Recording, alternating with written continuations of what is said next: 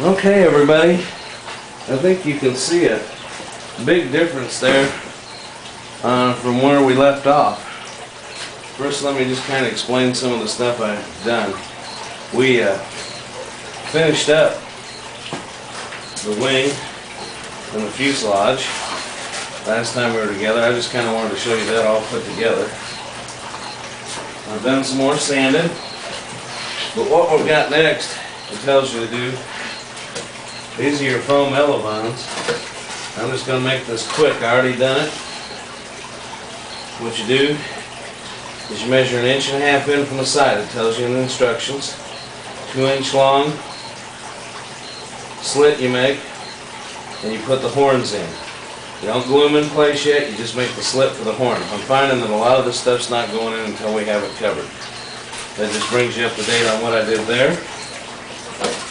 Next, you take the lawnmower engine body, and basically what you do, you get your left side and your right side. It tells you the dimensions, the plans are accurate on this. It tells you to drill these holes, put these dowels in.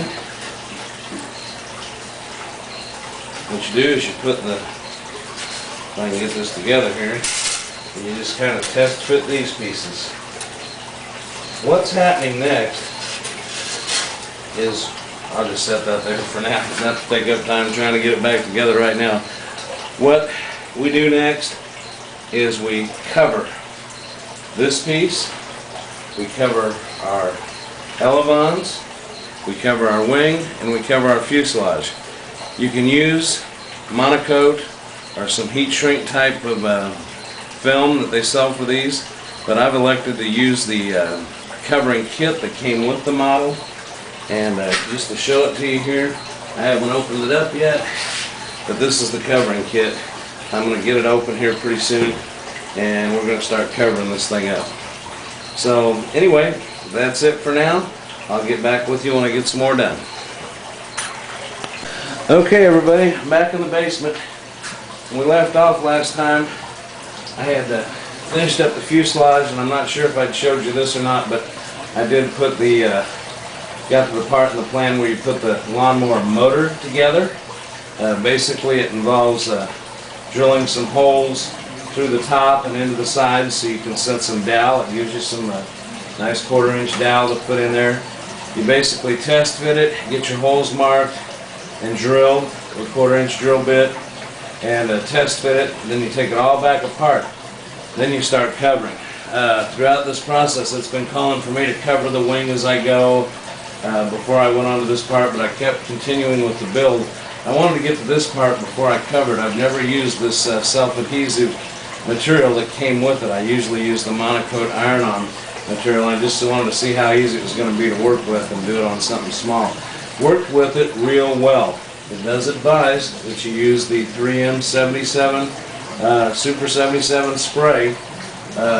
You really need that stuff. I found that I tested and a little area on it and found out that this stuff does not stick to the foam very well unless you use the 3M 77 spray. Another thing about the spray, it says put on a light coat. Believe me, use a light coat. This stuff here heats foam, and I already had that happen on the leading edge of this top of the lawnmower deck. I got it on a little too thick.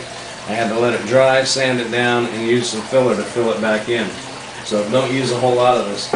The material that comes with it actually is pre-cut. It comes in real long rolls. You need a real big work area to figure that out. I laid it out on a carpeted area upstairs and figured out what pieces go with what.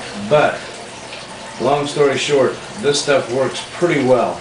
Put the 77 spray on, lay the pre-cut piece out, follow the instructions, smooth it out. I just hope it adheres real good to it. There's a couple places on the edges where I notice it already popping up.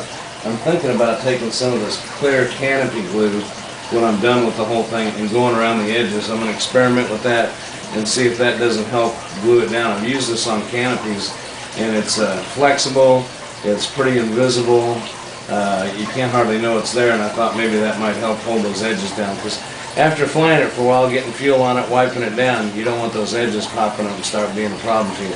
Once they get fuel on them, they'll be really hard to glue down. anyway, that's where I'm at.